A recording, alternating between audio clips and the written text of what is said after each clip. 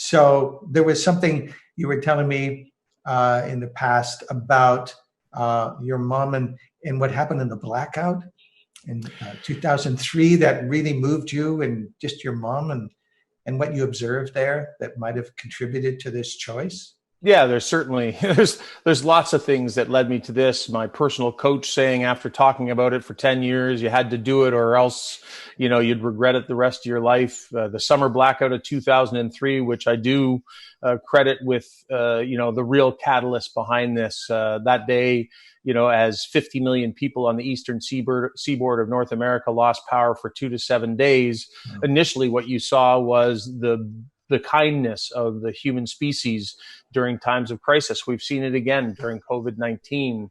But later on that night, after we got home and we checked on our loved ones, what I witnessed was a backyard barbecue, because I was at a friend's house with lots of neighbors and people coming out. And at about 9 o'clock that night, I walked out on the front porch, and on a street that you'd normally be afraid to get run over on, it was packed from side to side with kids and bicycles and footballs and drinks and hot dogs, and people were connecting with the people that they drive by most days and just give a quick wave as they rush off to their next meeting or their next scheduled event with their family.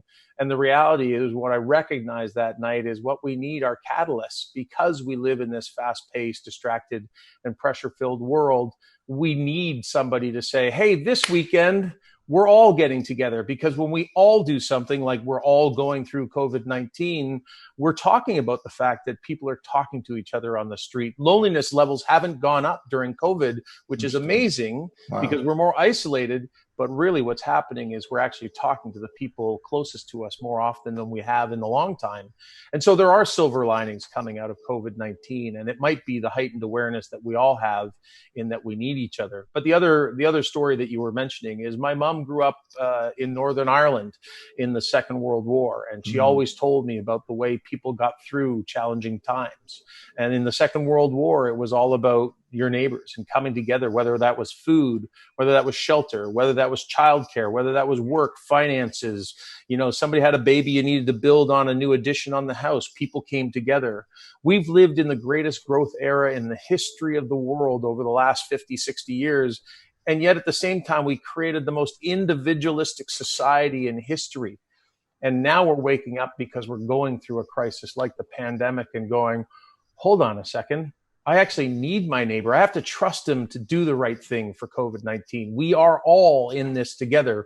We may be experiencing it differently, but I think more so than ever before, we're waking up to the reality is that we do need each other, whether that's our families, whether that's our friends, our colleagues, our neighbors.